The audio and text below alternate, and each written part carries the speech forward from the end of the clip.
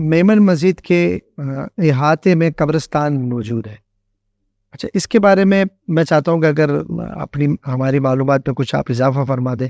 کچھ کہتے ہیں لوگ کہ یہاں پر انبیاء کرام کی قبر بھی موجود ہے، کچھ کہتے ہیں اولیاء کرام کی قبر موجود ہے، کچھ کہتے ہیں عام مسلمانوں کی قبر موجود ہے. اس حوالے سے کچھ تاریخی حقائق اگر آپ کے پاس ہیں تو میں چاہتا ہوں کہ یہ سلسلہ، کیونکہ اگر کسی آپ تک معلومات نہیں، آپ سے بہتر یا قاری صاحب سے بہتر تو شاید ہی کوئی بندہ ایسا ہو جو اس بات کو سمجھ سکتا ہو. تو آج یہ بات کلیئر ہو جائے، لوگوں کو پتہ چل جائے. تو اس قبرستان کے حوالے سے کیا تاریخی اہمیت ہے؟ یہ ایک عام مسلمانوں کا قبرستان تھا، اب اس میں تدفین ہوتی ہے یا نہیں ہوتی ہے، اور نہیں ہوتی تو کیوں نہیں ہوتی ہے؟ بات یہ ہے کہ یہ قبرستان تو خیر ہماری پیدائش سے بہت پہلے بند ہی تھا قبرستان، مگر یہ جیسے ہوتا ہے کہ ویسے تو بڑا رقبہ ہے، مگر اس وقت کے حساب سے چونکہ مسلمانوں کی تعداد یہاں کتنی تھی، ہندو بھی تھے، مگر مسلمانوں کا ہی یہ قبرستان تھا. ظاہر ہے ہندو تو جلا دیتے ہیں اپنی لاشوں کو، تو مگر یہ قبرستان بند تھا، یعنی اب اس میں جگہ نہیں ہے. ٹھیک. اب جو ہم نے بزرگوں سے سنا، قاری صاحب سے سنا، تو الحمدللہ مجھے بھی وہاں 34 سال کا عرصہ ہو گیا امامت خطابت کے فرائض انجام دیتے ہوئے. ماشاءاللہ. تو وہ یہی سنتے کہ قبرستان تھا. پاکستان جب بنا 1947 میں، تو یہی قاری صاحب خود بتاتے ہیں کہ فٹ پاتھ پہ دفاتر لگا کرتے تھے. یعنی پاکستان کی حالت یہ تھی کہ ایک اسٹول ایک ٹیبل رکھ لیا اور دفتری کام وہاں پہ انجام دیا جا رہا ہے.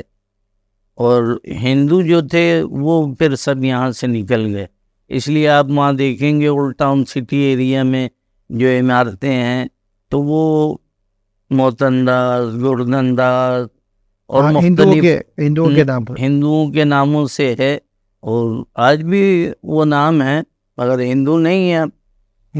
تو کوئی معروف کوئی قبر کے حوالے سے کہ یہاں پر کبھی قاری صاحب نے کوئی اشارتاً یا کنایتاً یا بالکل واضح طور پر فرمایا ہو کہ ہاں یہاں پر یہ جو قبرستان ہے اس میں یہ شخصیات جو ہے مدفن ہیں؟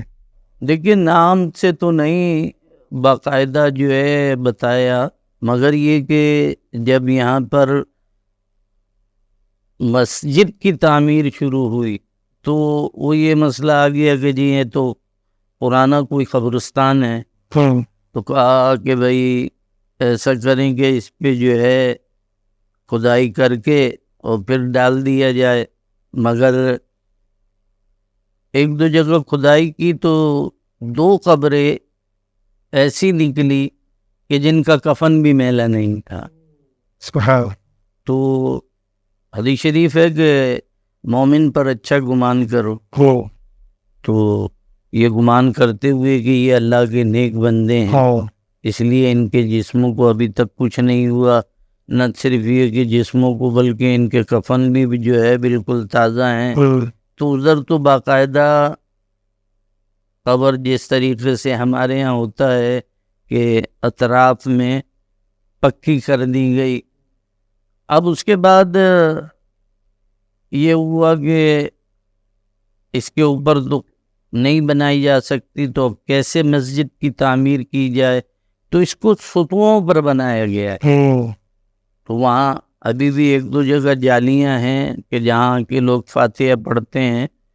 تو باقی جو ہے اندر اگر وہاں سے دیکھیں گے تو یہ پوری مسجد جو ہے ستون پر کھڑی ہوئی ہے، اور نمازی جب جماعت ہو رہی ہوتی ہے تیزی سے آتے ہیں تو ان کی رفتار ذرا بڑھ جاتی ہے، حالانکہ ایسا نہیں ہونا چاہیے، اعتدال سے آنا چاہیے، ایک اطمینان سے طمانینت سے نماز کے لیے آنا چاہیے.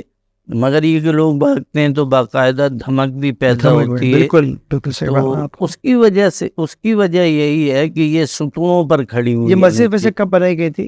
یہ مسجد جو ہے پاکستان بننے کے 1 سال کے بعد 1948 میں اس کی تعمیر شروع ہو گئی مختلف مراحل میں کہ بھائی پہلے مسجد بن گئی، پھر اس کے مینار کی بھی تعمیر ہوئی، اور پھر آخر میں اس کے گنبدوں کی بھی تعمیر ہوئی۔